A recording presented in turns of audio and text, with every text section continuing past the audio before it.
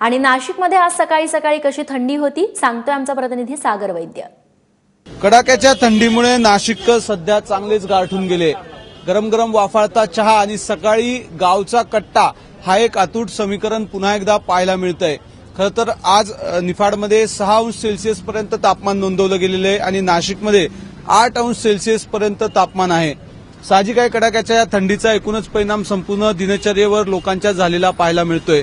माझ्यासोबत काही शेतकरी आहेत, मला सांगा की काय थंडीचा एकूण परिणाम? आज कसं आहे, नाशिकचं 10च्या आत टेम्परेचर असल्यामुळे द्राक्षाचे फुगवण होत नाहीये, त्यामुळं साहजिकच एक्सपोर्ट होणार नाहीये। व्हेरिएशन झाले, माल बारीक राहिला आहे, फुगवणे नाही, त्यामुळं फुगवण नसल्यामुळं एक्सपोर्ट होणार नाही आणि शेतकऱ्याला साहजिक पैसा कमी येणार।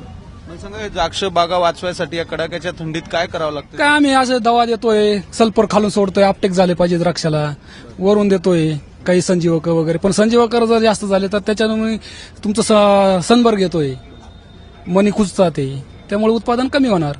आपल्यासोबत एक छोटी चिमुकली पण आहे जी या कडाक्याच्या थंडीमध्ये स्वेटर घालून आता शाळेला निघालेली आहे। खरं तर ही थंडी नाशिककरांना नवीन नाही, परंतु 10च्या खाली टेम्परेचर आलं की विशेषतः द्राक्ष उत्पादक शेतकरी जो आहे तो चिंतेत सापडतो, कारण द्राक्ष बागा वाचवण्याचं आव्हान त्याच्यासमोर उभं राहतं।